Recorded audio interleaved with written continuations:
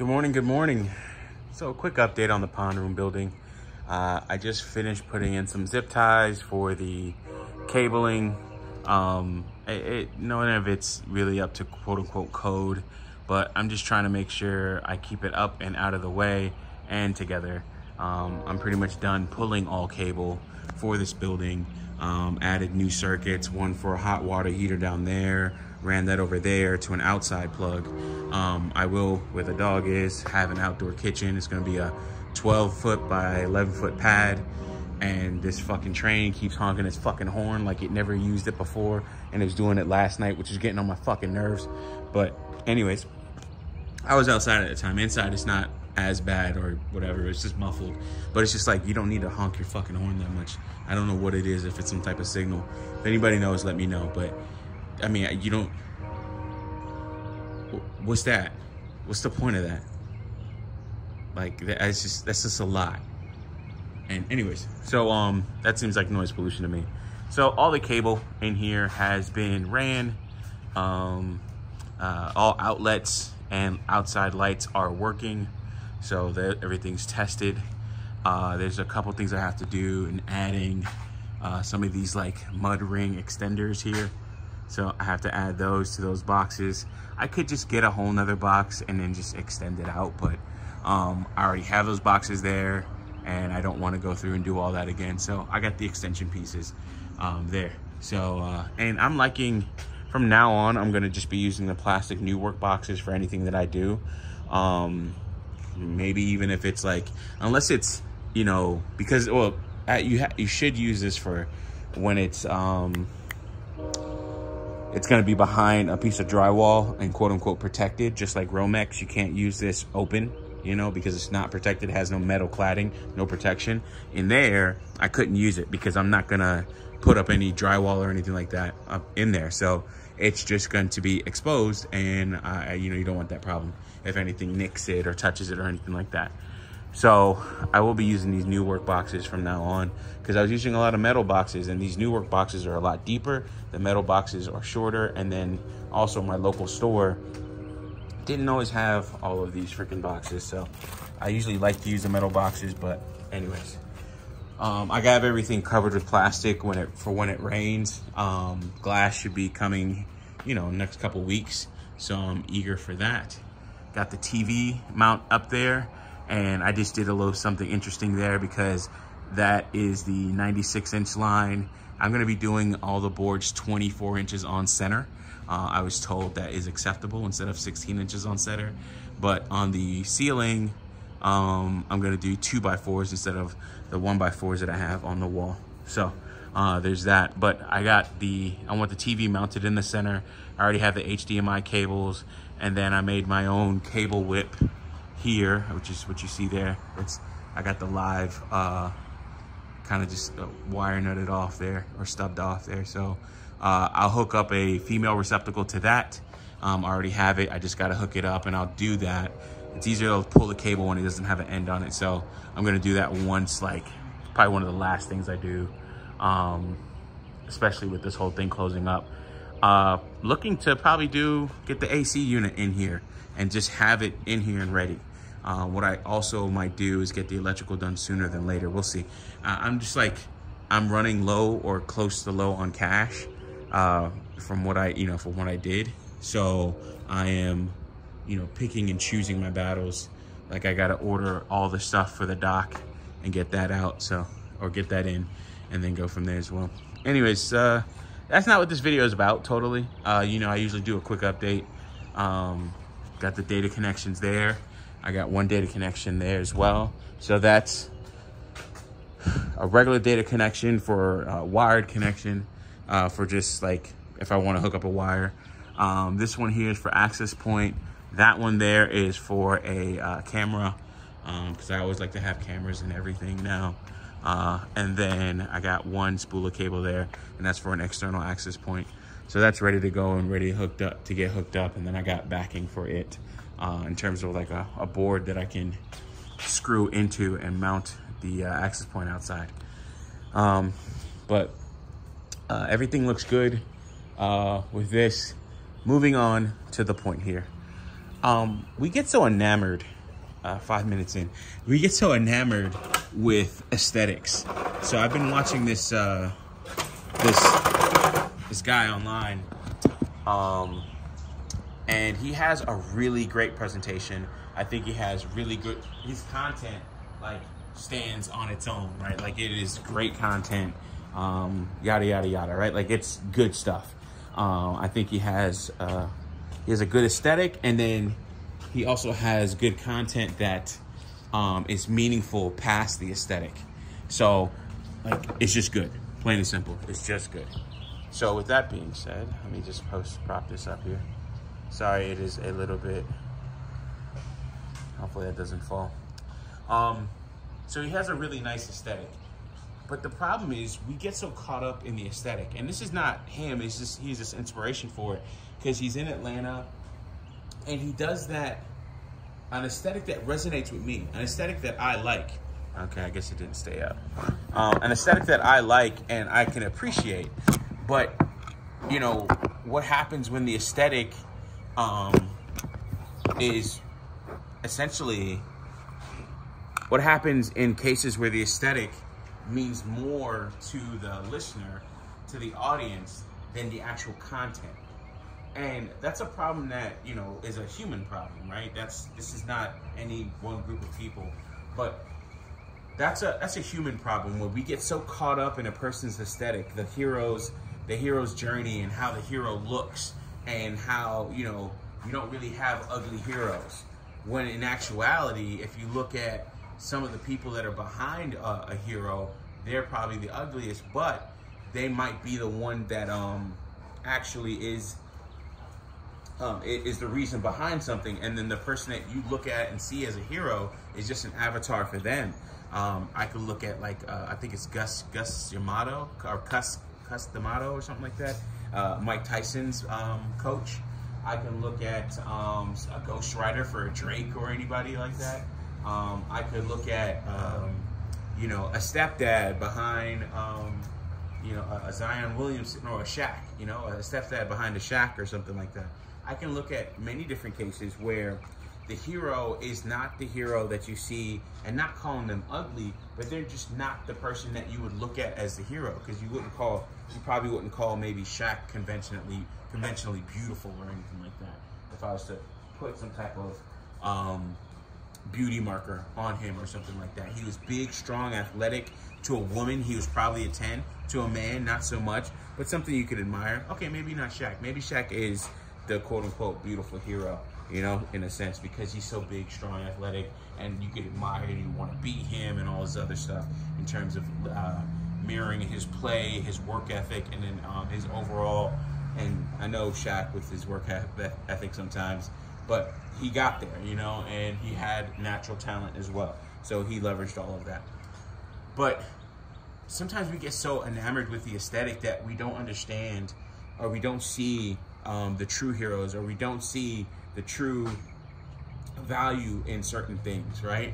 Or certain things, the true value is less than what the aesthetic presents. So in this video, this is a black guy, and his background was like some plants. I think it was like a jasmine tree or something like that, and it was blossoming and everything. And he did the whole thing where he just stood in front of it, good lighting, and then he like closed his eyes to like, and you can, and it invoked a feeling, and then he had music over it and stuff like that. And it was a kind of a B-roll or a cut scene, or a scene between cuts of, you know, him, the content that he's putting out there about, I think it was Damon John, Fubu. Pretty much it's his deep dive series. I'll link it in the comment section, description, or whatever. I'll definitely link it, because I think he should get more views. But the thing is, this is kind of along the lines of when you have women that make the same quote unquote red pill content as men, and then somehow, some way, you know, it hits harder because a woman said it. Or somehow, some way, oh, wow, yeah, I understand it more. The way y'all red pills say it, it don't come off right. It don't hit the same. And it's just like, it doesn't hit the same because you don't want to fuck us, dude. You know, like, but you start to see where the simps aren't really seducing the women are seducing the simps, saying, you know, and vice versa and all this other shit. And maybe some people don't see it that way, but people, they simp and they pander so they can get pussy. But then what if the person that is giving the pussy is seducing them and making them simp and pander, right? Like there's two sides. There's ebb and flow with this type of stuff, right? Like there's two sides to it all. Or yeah, you get what I'm saying? Like it can go either way. But getting so enamored with the visuals, the view, the look of things, and not understanding what's really behind all of that. One thing I used to say is, if you have a female content creator and you like how she looks like, but you know, her message is questioned, or you have doubts about her message, click on a video and put the phone down, put the phone facing screen down, so you don't see it, so you don't see her talking. Like a Danica Marie, she's changed up in terms of what she dresses, how she dresses, but she still wears tight clothing, right? She's trying to like cover up that chest and stuff like that. But you can still see everything. So it leaves things to the imagination. But what really gets me about it is when I listen to stuff like that, or even listen to her content, and again, it's every so often, not that I'm ashamed of it or anything like that, I just don't really listen to it often because I've heard what she says before, and to me it sounds shallow, it's purple pill, it's new, you know, it's for new folks. Like I've heard that, I've already played that level in the game, so to speak.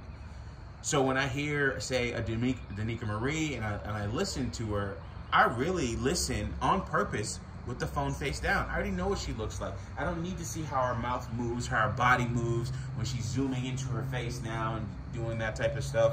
Okay, hey, listen, you're an attractive, cute woman. That's great. What are you saying that actually, you know, warrants my view, my look, you know, my gaze? You know, in terms of what you're doing, what about it in terms of the message and all that? Like, what about it am I really still here for more than, you know, more than a YouTube short or something like that? Like a Crimson Cure. Bro, listen, I could look at Crimson Cure and watch her stuff. I could put it down and watch her stuff. I could pick the phone back up, especially if she's doing one of her slides or something like that, her infographics. So like I can look at these things and I can also just listen to it, and it's like it still hits the same. And she wouldn't be considered quote unquote conventionally beautiful. Now, this is where you start to see beauty being skin deep and you know, going for a deeper meaning, because if you have a woman like that, especially how she expressed I think the 1-year anniversary for her husband, and how she still has those butterflies, and how she still feels, you know, the same way about him, and I think that's fucking beautiful. And somebody like that has a different level of beauty that goes way beyond, say, the conventional beauty of a woman, whether she's like an 8 and above or something like that. Yo, I got a bad bitch, and then you find out she's a bad bitch mentally too. Like she's really fucking bad for you, like shit like that. And so people really, you know, get caught up with a lot of this stuff, and you start to see where it's just like, oh yeah, you got a bad bitch, all right. that bitch is bad for herself. She's bad for you. She's bad for her kids. She's bad for her family members. Like, yeah, she bad in every which motherfucking way. So, you know, have fun, brother. So, and I think that's like quote unquote important that we look at, we don't look at, we look deeper than the aesthetic. And to do that, sometimes you have to close your eyes, right? You have to hear things. You have to observe certain things when your eyes are open. You have to hear voice inflections. You have to hear and listen for that time. Like Ed always talks about Six the Goddess and SWP and his love for Six the Goddess. And he's just like, man, you know, she's really shallow. And that shit comes out every so often. And I know it does, because women like that really can't hide this shit for too long. So you can't really sit there and be like, oh, well, you know, she's this and all this other stuff. She's, you know, sugar and spice and everything nice. And then, you know, you get that nice patch of salt or, you know, muck or whatever. It's just like, ooh, that's a bad taste in my mental mouth, so to speak, right? And you're just like, I really don't like this bitch. Like, it's just something about it. Or you have something where you listen to somebody and you're like, I can hear the contempt. I can hear the underlying trauma that you're projecting onto other people and projecting onto a whole group or myriad of women or something like that. I can hear the fact that you're a dude and you have mommy issues. Like, I can hear these things, right? But for whatever reason, because one of the strongest senses that we have is our sight. One of the dominating senses that we have, I should say, is our sight. But for some reason, all of the shit that, all the ills that a person speaks is covered up by the fact that they look good or look a certain way or fit a certain aesthetic. They have the right clothes, the right cars, the right view. They have great lighting. You know, they look good, maybe body game or something like that. Or they have, in terms of height, in terms of abs, in terms of hair, all types of other shit, right? But that really covers up the fact that that person's a total fucking asshat. They don't know what they're fucking talking about when they're coming at you about shit. And in actuality, anything that they say or do really has no backing, foundation, or substance.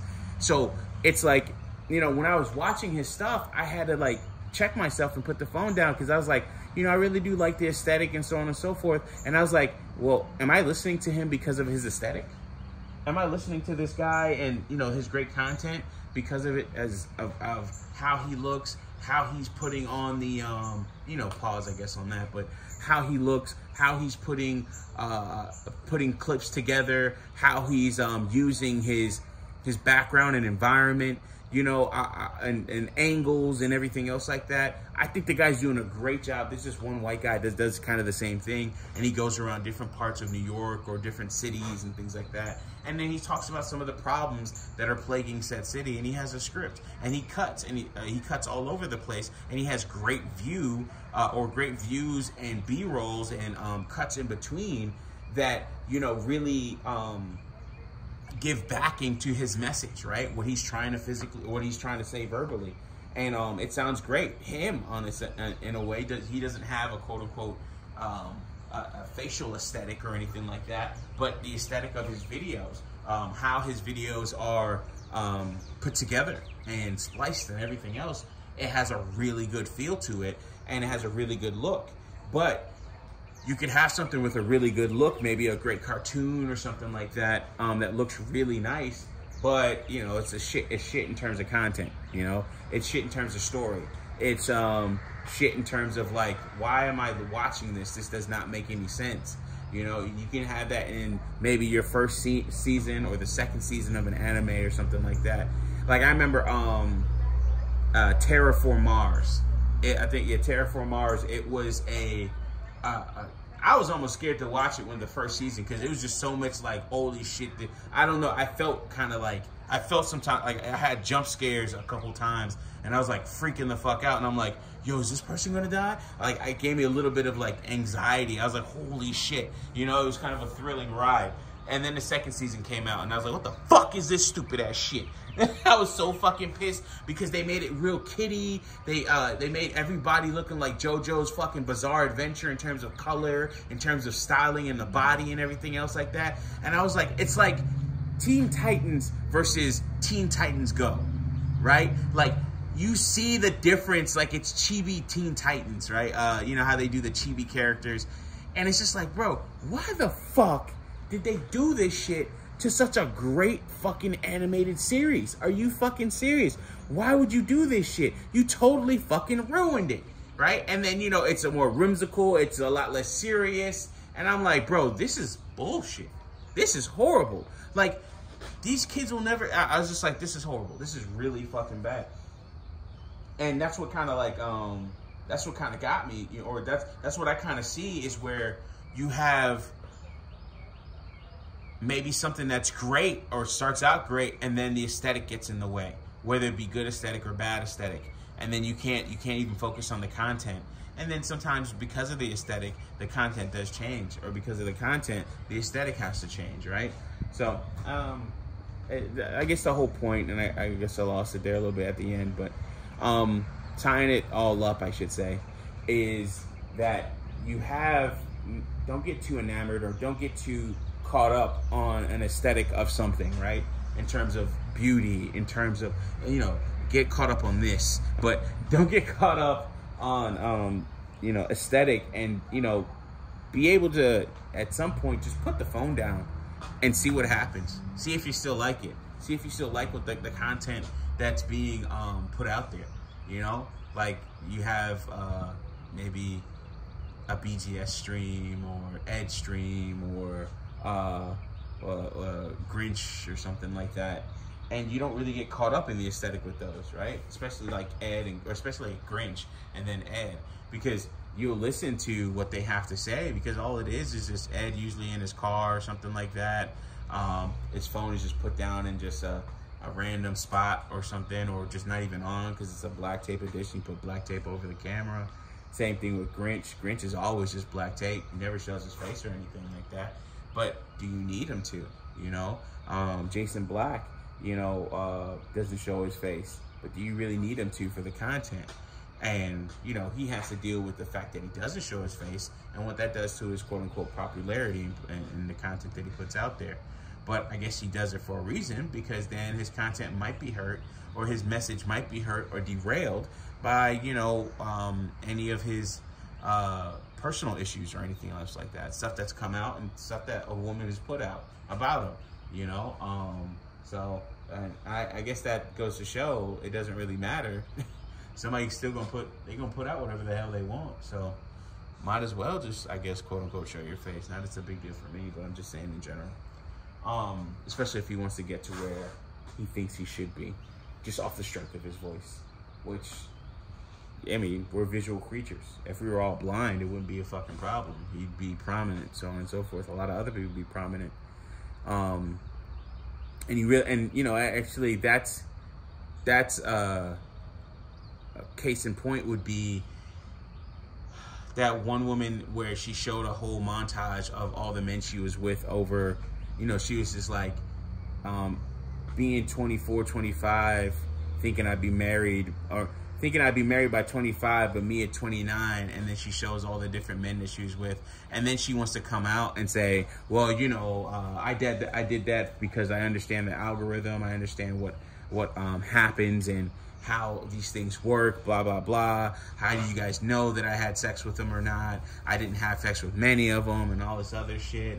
And it's just like, listen, we understand you're the fat chick that got small, and then now she's soaking up all that attention. But even if you didn't have sex with all those guys, okay, good, kudos. But how can a man even trust you if you make yourself accessible to that many guys? I mean, it's getting to the point where, in terms of the societal contract, the social contract, and how fucked it is, and how much it's just ripped up, and, you know, we're just burning it at this point. Like, we're just like, you know, poking the fucking embers. You know, it's already burnt totally. Like, it's not recognizable. It's like little charcoal nuggets in there. That's all you see. You don't even see the fucking original paper. You don't even smell the ink in the air anymore. Like, that shit's been done in terms of the social contract being just totally fucking burnt. But you're starting to see this big fucker. Look at him. No. Oh my God. Look at this shit. Jesus. I forgot that was there and I just saw it. Fuck. This is why I don't pet you. Alright, get away from me. I gotta fucking wash my hands and the blood of Christ over here. Jesus. I gotta exercise my hand. They be slobbering all over. That looks like almost puke. Jeez. Why did I pet him? For the sake of the aesthetic of the video, I guess. Anyways, get 2 dogs, live content, fund your retirement. But the aesthetic of her, you know, and like people can look at you and say, hey, listen, I couldn't trust you, you know. I mean, if I was to put your looks to the side and look at your actions, you know, or analyze your actions, and see everything about what you've done, especially on social media, you think you're gonna get married? You think you're gonna, you know, fulfill that dream, reach that goal? I mean, not with me, bitch, you know, but maybe with somebody else. But that's what happens, you know, like people, you know, we get so caught up in the aesthetic, and sometimes the people that are portraying a certain aesthetic get caught up in their own bullshit and their own delusion, and think that they're still gonna be able to achieve certain things, when in actuality, I'm sorry, you are not. You're not gonna achieve it the way you expect it to. And it's not gonna be, quote unquote, everything that you want. And I don't even think you should be shooting for everything that you want. That is something that people do, and they do that shit to their detriment. Anyways, with that being said, thank you so much for watching my update. Thank you so much for listening to my ramble about this. I appreciate and I love you all, and I wish you all the best. Peace. Have a great day.